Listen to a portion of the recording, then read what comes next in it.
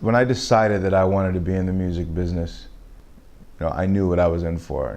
As someone who loves to perform, you relish any opportunity to show your skills. But I think, for me, one of the things that excites me most about it is I'm a former athlete. And part of the competitive allure of entertainment is the same thing as it was for me in sports.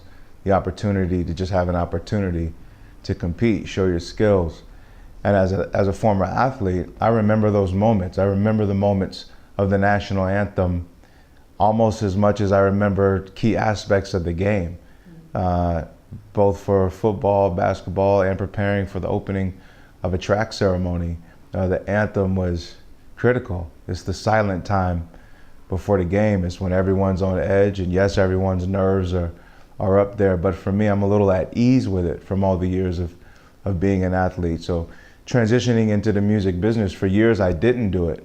And most recently, over the last few years, I've had the opportunity to take part in some pretty cool moments. And so I just love to do it for the sake of performing, number one. And then of course, there's tons of other reasons that make it a really fulfilling experience for me as well. I mean, anytime you perform, there's a bit of nerves. I think the thing for me is that there's something calm about being able to get on stage at all, to be in front of people. I've been performing either athletically or in some form of the arts and music since I was 7 years old. So it's a very comfortable place for me, but you're never without the nerves aspect.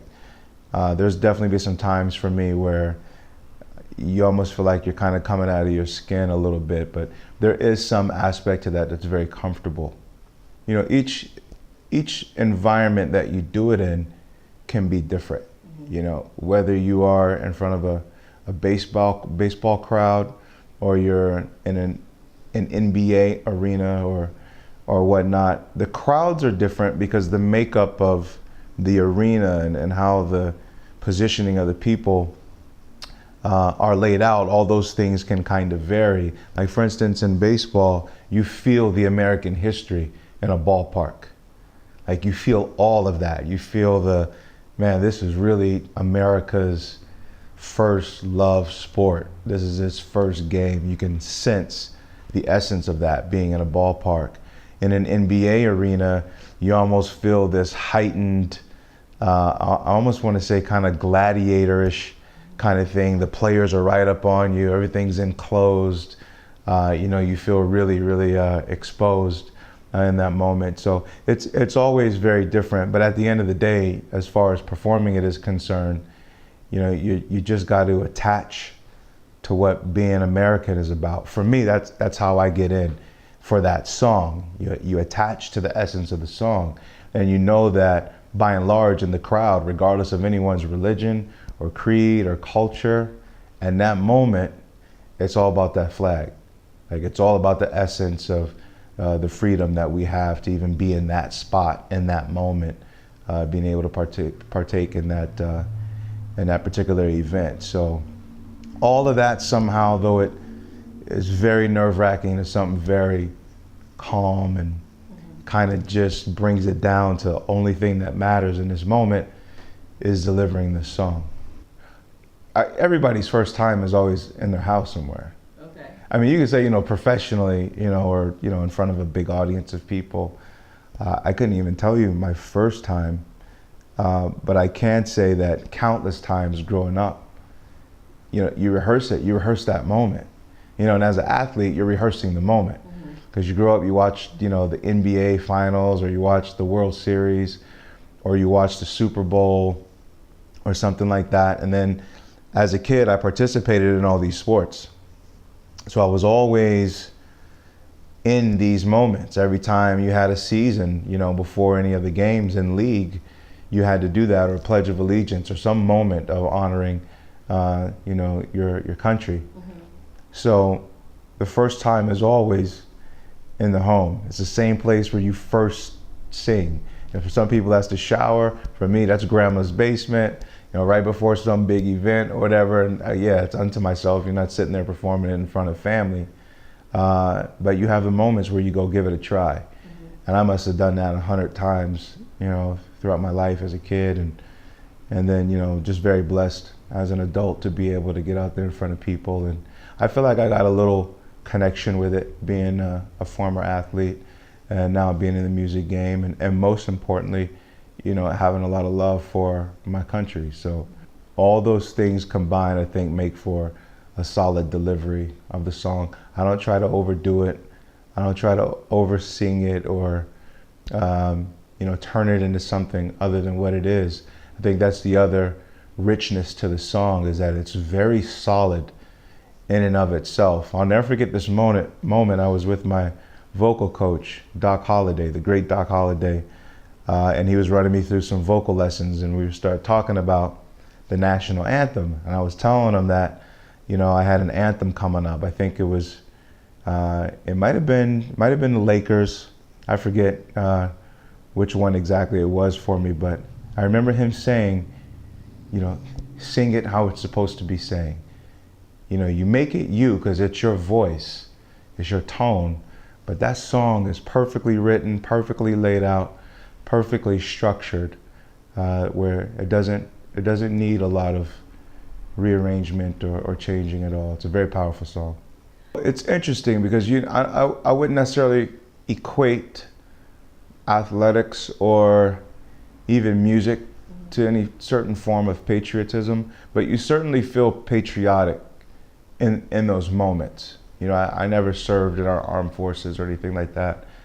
I have a deep amount of respect for those that do and have.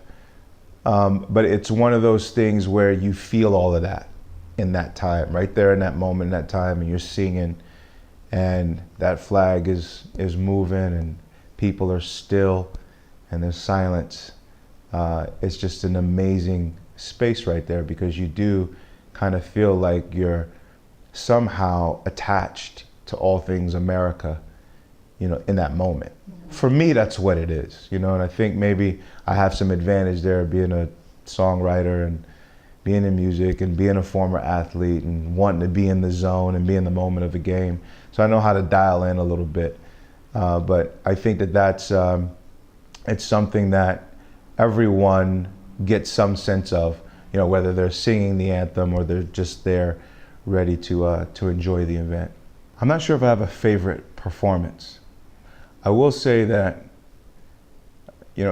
each anthem presents its own uniqueness, because you're doing them for different reasons.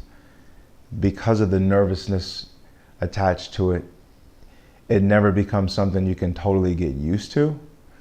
But I think one that hit me pretty significantly was one that I did for the San Diego Padres. And to be there in a military town, predominant military base, naval force there, I believe the strong Marine forces there as well.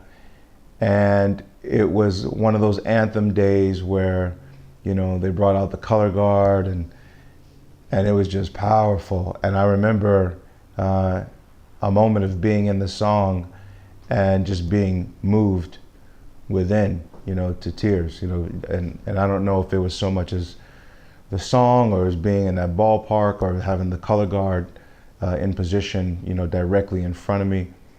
But that was probably the most significant and impactful time that I ever sang the anthem. And it really brought it home as to why the song is important for so many people. Above and beyond it just being a song that comes before the big game. That particular time showed me what it meant to our military forces, and particularly the people in San Diego there, who, again, a military town. And so it's a little humbling in that regard. You can feel that they mean it when they take position for that, and you can feel that they honor those who have fallen and those who have given their lives and served for the betterment of this nation. And so just, I can't express enough like the gratitude that comes with that, the humbleness that comes with that. And hopefully, I sing it well enough in that moment to where, they appreciate it as a whole. And typically they do. Haven't been booed, so I'm doing good so far. I look at the song like it's a verse, even though I know it's written with a structure that is not necessarily lumped into a verse per se or has a chorus per se, but it moves and it has these layers. Obviously, you know, with how it's sung, you know, it has its kind of peaks and valleys, if you would. But I think overall, the message, you know, the verbiage is very poetic. You know, it's very deep. You know, I heard recently, I was watching it was just a clip of, I think it's called like the President's Prayer Breakfast or something like that. And I was listening to Dr. Ben Carson give his speech. And he gave this amazing speech, and it was really, really funny in moments. But at a certain part, he began talking about that song and how it related to an actual moment in American history during wartime, and how certain soldiers had fought throughout the night and had lasted in this battle against, I believe it was against the British forces, and though a lot of them had died, they had pledged themselves to uphold the flag, you know, throughout the course of the night. And he brought it all back into relating to certain aspects of the song, and that the song was partially created, you know, from these key moments in American history. So I think it's very poetic that way. You think about songwriting, you know, for me as a songwriter, you definitely pull from elements of your own experience in life, and then you want to be able to paint an effective picture and tell the story. And just most recently, even with all these years that I've sang the song and that I've been fond of it lyrically, just that little bit of extra information made it even more potent for me. So I think it's an important piece of American history in and of itself, just as a song, just as lyrics. And I'm just, you know, happy to be able to do it, and very thankful that I've been given opportunities to sing it.